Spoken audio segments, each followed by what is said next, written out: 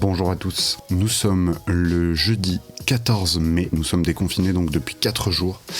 Et figurez-vous que pendant ce confinement, j'ai beaucoup pensé à ma libraire. Non, c'est chelou cette phrase.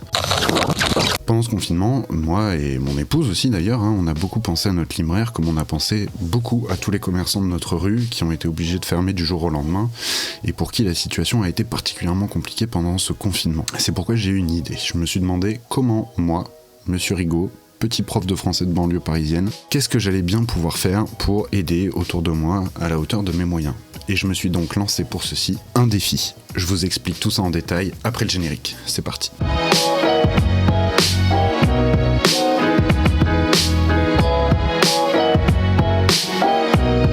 En effet, je me suis dit que le meilleur moyen d'aider les petits commerçants qui vivent à côté de chez nous, c'était encore de leur donner du travail. Et c'est pour ça que je suis allé à la librairie qui est dans ma rue. J'ai discuté un petit peu avec la libraire qui, très pudiquement, m'a simplement dit qu'effectivement, ça avait été un espèce de coup de massue, mais elle était en train d'être réapprovisionnée et elle essayait de garder quand même malgré tout le moral. Et donc je me suis lancé un défi, et ce défi, ça a été d'acheter 5 livres. Je me suis dit que j'allais me faire conseiller. 5 livres dans des domaines très différents, dans des genres différents, que je ne connais pas, que je vais découvrir du coup pendant l'été. Je vous dirai donc en septembre dans une nouvelle vidéo ce que j'en ai pensé. L'idée c'est qu'en septembre, au moment où je demande aussi à mes élèves de se procurer un certain nombre de livres, de reparler de ça et de les inciter à ce moment-là à aller les acheter chez un libraire plutôt que sur une grande plateforme en ligne. Et donc c'est un peu ça le défi que je me suis lancé. Alors, quels sont les 5 livres que j'ai achetés ?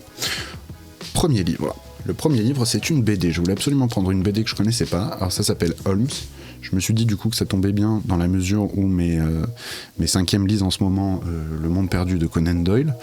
Dans la mesure aussi où j'ai prévu de proposer à mes 5e l'année prochaine de lire un roman de Conan Doyle dont le héros sera Sherlock Holmes. Donc je me suis dit, pourquoi pas, en plus c'est une histoire que j'aime bien, tout est en noir et blanc comme ça a l'air assez stylé. Donc j'ai vraiment hâte de voir, j'ai l'impression que c'est une série, ça c'est le tome 1, donc je vous dirai ce que j'en pense quand j'aurai fini en septembre. Ensuite, deuxième livre, alors c'est un livre que je connais pas du tout, je connais même pas l'auteur, c'est la libraire qui me l'a conseillé, ça s'appelle L'Enfant aux cailloux de Sophie Loubière. C'est un polar qui a remporté pas mal de prix. Ça a l'air assez sombre et il paraît que c'est très sympa. Elle m'a dit que tous les clients à qui elle l'avait conseillé étaient ravis. Donc on va voir si je vais être séduit à mon tour par ce roman. Il y a ma femme qui a envie de le lire aussi, du coup, quand elle m'a vu rentrer avec tout ça. Donc je vous donnerai aussi son avis si nos deux avis divergent. Ensuite, je voulais absolument lui prendre un classique, un grand classique, que j'ai pas encore lu, parce que même si je suis prof de français, j'ai pas lu tous les classiques, évidemment, mais celui-ci, c'est vraiment un gros classique, et c'est vraiment un gros péché de pas l'avoir lu pour l'instant. Shame! Notre-Dame de Paris de Victor Hugo. Alors si vous vous demandez pourquoi je l'ai pas encore lu jusqu'à présent, eh bien regardez l'épaisseur du machin, voilà. J'ai jamais eu la motive, tout simplement, et là du coup je me suis lancé le défi de le lire, en plus des autres, et donc on va bien voir ce que ça donne. J'ai vraiment hâte de le lire, ça fait longtemps que je cherche une raison pour le faire et que je cherche à me motiver, donc maintenant c'est chose faite. En plus apparemment il y a une partie des bénéfices qui sera reversée pour reconstruire la cathédrale, donc 2 bonnes actions en une, un chef-d'œuvre à lire. Je vous dirai ce que j'en pense en septembre. Bon, enfin, globalement, vous vous doutez que j'aurais du mal à dire du mal de Victor Hugo. Ensuite, je cherchais un roman aussi, un bon roman plus récent. Donc, il lui restait ceci. Je vous le montre. C'est Jean d'Ormesson. Je dirais malgré tout que cette vie fut belle. Donc, Jean d'Ormesson, c'est un académicien qui est mort il y a pas si longtemps que ça, il y a quelques années.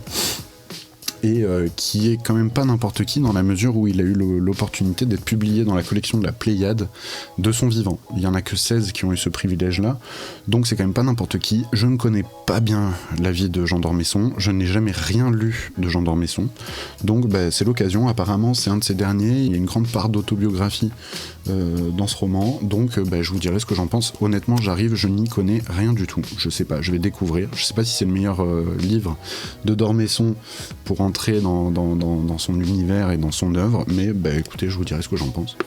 Disons que ça a pas l'air d'être le truc qu'on lit pour se reposer, quoi. Voilà. Mais pourquoi pas. Donc je vous dirai tout ça en septembre aussi. Et enfin, dernier livre, un livre jeunesse.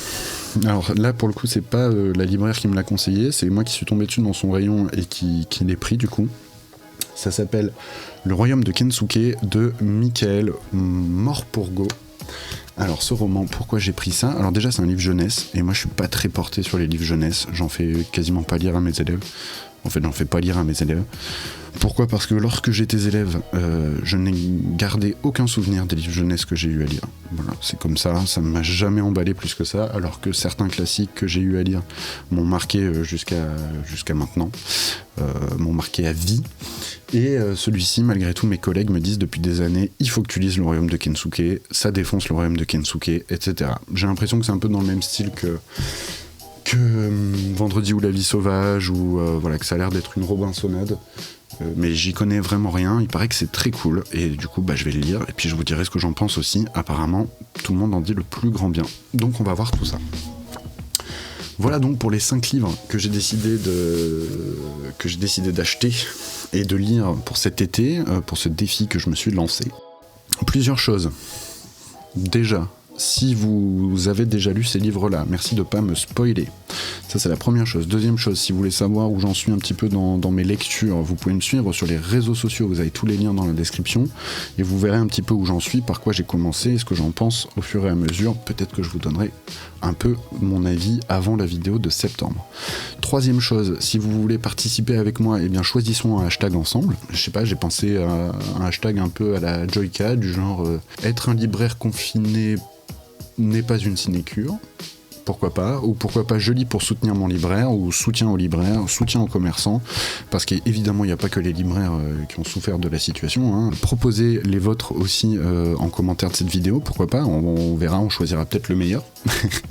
et voilà, parlez de ça autour de vous, vraiment faites l'effort pour ceux qui le peuvent, hein, pour les bourses qui le peuvent, essayez d'aller au maximum dans les magasins de proximité, chez vos libraires, chez vos boulangers, chez votre cordonnier, dans les restaurants près de chez vous qui font à emporter avant le déconfinement complet. Voilà, essayez de faire vivre l'économie locale le plus possible dans la mesure de vos capacités, parce que ces gens-là en ont besoin. Ça a été dur pour eux, ça a été dur pour tout le monde, mais c'est vrai qu'on en parle assez peu, et le meilleur moyen de les aider, c'est encore de les faire bosser.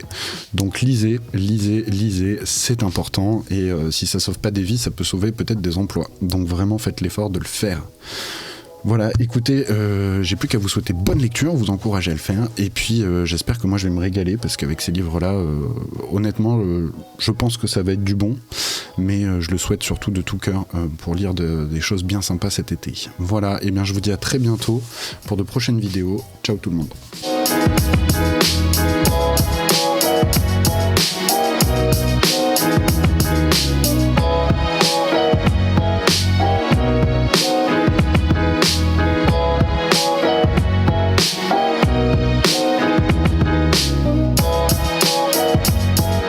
Bien profiter pendant les vacances, enfin pendant le confinement, le lapsus de ouf.